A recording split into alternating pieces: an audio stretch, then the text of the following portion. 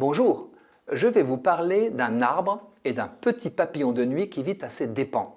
Car il s'est passé en Grande-Bretagne quelque chose de surprenant et d'instructif pour ces deux espèces. L'arbre, c'est le bouleau. Vous connaissez sa spécificité, la belle écorce blanc argenté marbrée de noir qui couvre son tronc. Le papillon, c'est une phalène. Vous savez certainement que beaucoup d'espèces de papillons sont inféodées à une plante unique. La feuille de bouleau est donc grignotée par la chenille du petit papillon. Son nom vernaculaire n'en fait pas mystère, phalène du bouleau. Il y pond ses œufs. Eh bien, devinez la couleur de ses ailes. Blanc, argenté, marbré de noir. Il suffit de voir, ou plus précisément de ne parvenir qu'à grand-peine à distinguer un adulte posé sur le tronc de sa plante hôte pour comprendre l'intention de camouflage qui préside au choix de cette livrée.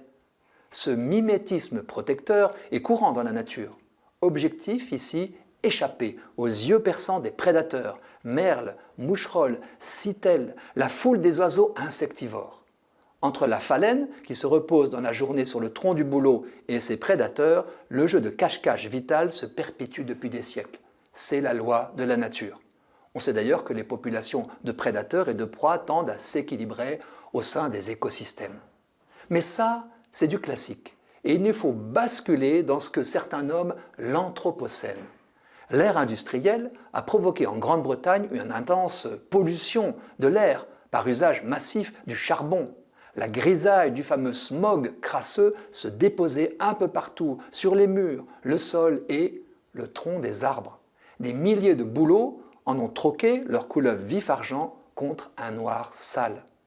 Que fit la phalène? En assez peu de temps, ses ailes ont viré au noir. Au début du XIXe siècle, toutes ces phalènes étaient blanches. En 1848, on a capturé, près de Manchester, en zone industrielle, un premier spécimen sombre, nommé à juste titre Carbonaria. Environ un siècle plus tard, 98% des phalènes de cette région étaient sombres. Dans les régions non industrielles, le papillon restait très majoritairement pâle. On suppose que c'est la sélection naturelle qui a provoqué cette évolution spectaculaire.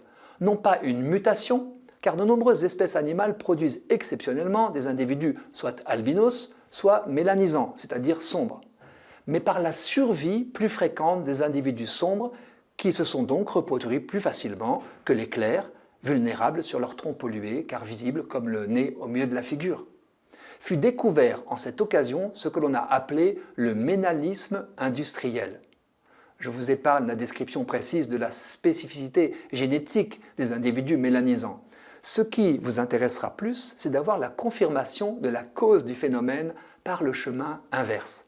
À partir des années 50, la proportion des individus sombres dans la population des phalènes a commencé à baisser avant de s'effondrer. La courbe suit la baisse de l'activité industrielle et de la pollution du charbon induite. Les bouleaux ayant retrouvé leur couleur d'origine, les phalènes ont suivi. En l'an 2000, déjà 85% étaient clairs, comme l'air, signe tangible de cette bonne nouvelle.